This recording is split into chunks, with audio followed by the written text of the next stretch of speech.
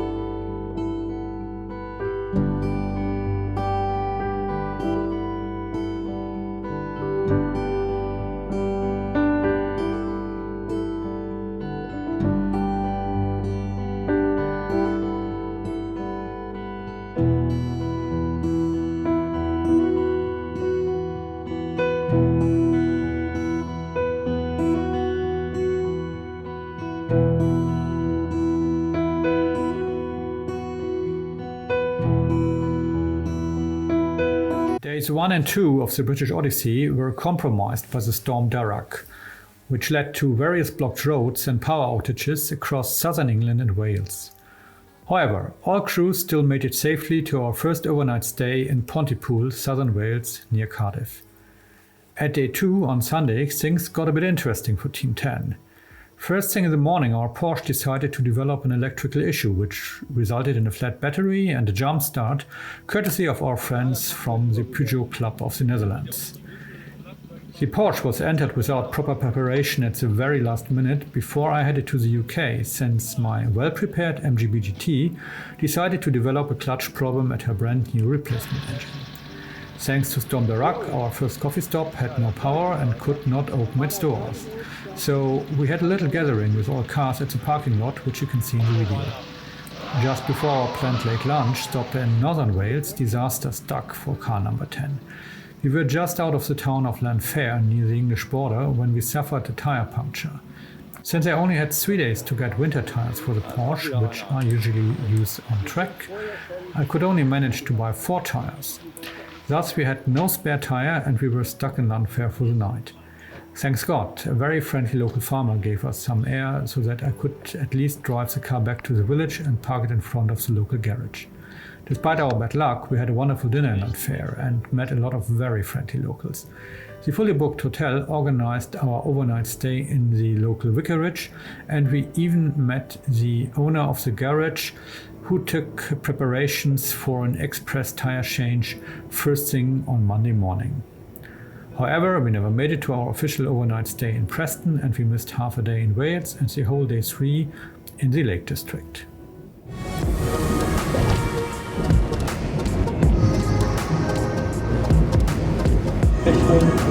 Sehr warm Ringe.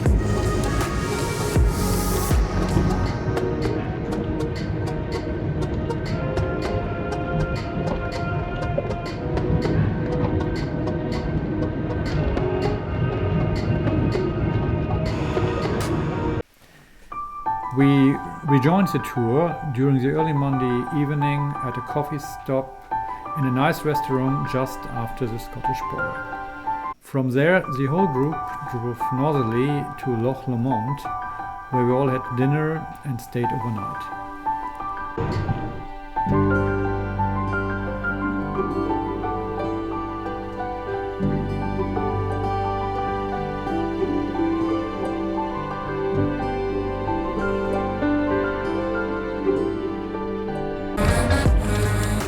On Tuesday, day 4 of the British Odyssey, the group headed north on the Scottish west coast in the direction of Inverness. The day started early on very snowy and icy roads around Loch Lomond. From there, we drove via Fort William and Fort Augustus to Loch Ness. The roads around Loch Ness were the most scenic roads I have ever driven during any classic car event. You will see them in the video and can judge for yourself. The day ended in the Scottish spa town of Strathpfeffer, about 35 miles northwest of Inverness, where we had a proper Scottish dinner.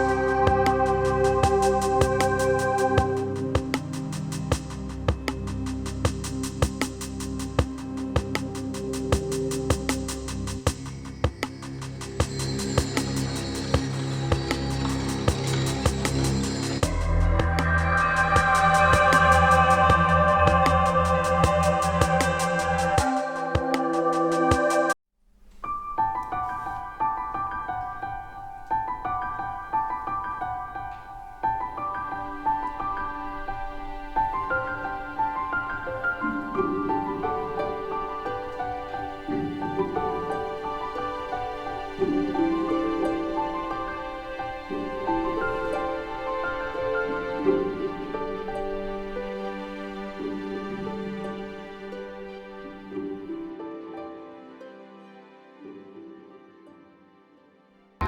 5, Wednesday, saw the final leg of the tour from Strathfeather to John O'Groats, north of Wick on the Scottish east coast.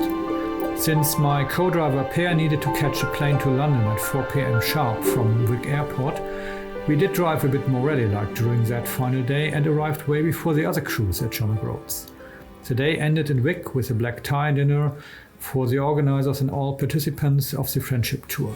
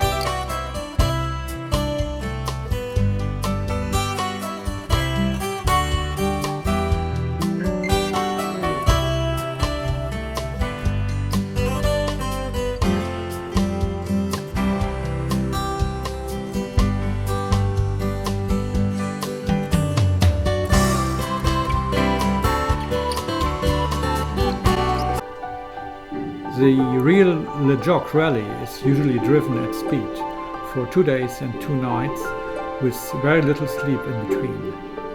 After having managed to drive many of the Jog roads at moderate speeds during a casual 5-day cruise, I have the utmost respect for every crew that finished Jog in the past. The real rally must be physically and mentally extremely tough and stands in sharp contrast to any classic car rally you could do in Germany. Many thanks to the organizers of the British Odyssey for allowing us a glimpse into that legendary event.